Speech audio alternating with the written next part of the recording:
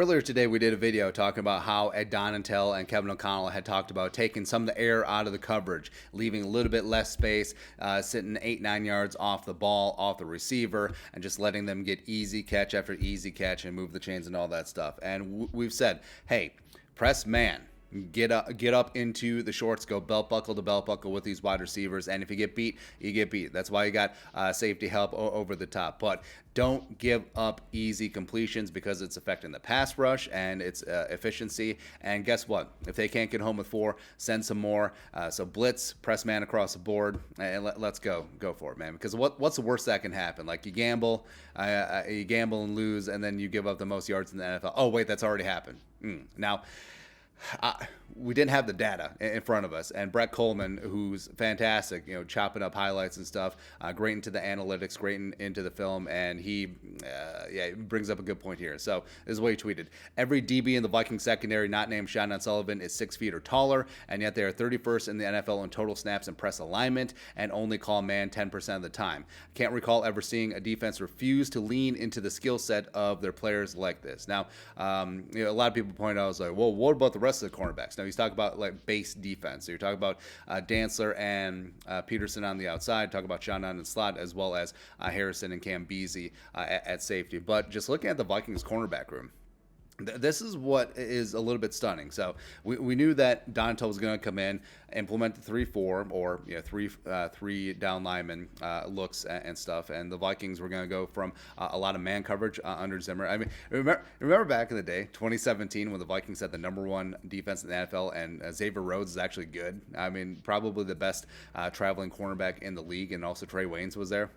Good times, man. But just looking at the Vikings cornerback room, like this is not a room that is just going to sit back and cover 3/4 coverage just like, whatever. Like this is a press man room. I mean, look at the height, look at the length of the Vikings corners. And Peterson, even though respect, I mean, Peterson probably benefited the most going to a lot more zone. Like he just doesn't have the athleticism anymore necessarily to be that traveling cornerback one, which made him such a dominant force in this league for a number of years. That's why he's going to be a first ballot Hall of Famer. But he can still do it. He can still get after it, man. He's still got that length. Cameron Dantzler 6'2", has got length. So the average arm length for an NFL cornerback is about 30 and a half. 31. Either way, anything above 30, you can work with. Anything above that is gravy. Caleb Evans is 6'2" and 32-inch arms, absolute monster. Andrew Booth, 6 foot and 31 and a half. Then they got Kellen Barnes, who they just picked up, 6 foot and 31 and 3/4. Tay Gowan on the practice squad, 6'2", 31 and an eighth. So the Vikings, they got length.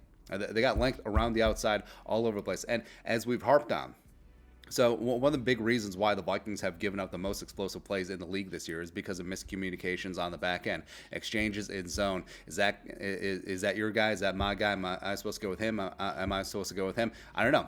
But see, that's what playing together for a number of years, that's what happens, where you saw at the end of, well, not the end, but in the middle of the Zimmer defense, where it was flowing so nicely, where you had Harrison, where you had Anthony Harris, where you had Xavier Rhodes at his peak, where you had Mac Alexander or Terrence Newman, and also you had Trey Waynes. Like it was rolling along really good. Captain Munderland in there as well. Like it was rolling along really good, but that took a lot of years. That took a lot of reps together, and they don't have it right now. And guess what? The easiest thing for a young cornerback to do is just like, hey, that's your guy. Cover your guy. And yeah, he's going to get beat from time to time. All cornerbacks get beat. But guess what? Good things tend to happen. It's like Duke Shelley. His best moments have come from man coverage. It's like, hey, Dawson Knox, he's my guy. Cool. I'll break up this pass in the end zone. And I think that's something that they do need to look at. O'Connell, Ed Donatel, Mike Pettin, etc., where if you want to get this thing fixed, where if you're just rushing forward, they're not getting home because the quarterback is getting the ball out of their hands because the receivers are wide open because your corners are playing 9 yards off the football, ain't going to work. Ain't going to work, man. So more man, more press, more everything. But other than that, I have no thoughts. But your thoughts are thoughts. Let us know. Vikings need to man up and get after it on defense. Let us know in the comment section below. Subscribe for daily Vikings takes. Want to support the work? Put a little something in the Venmo. But till next time, Skull Production Value.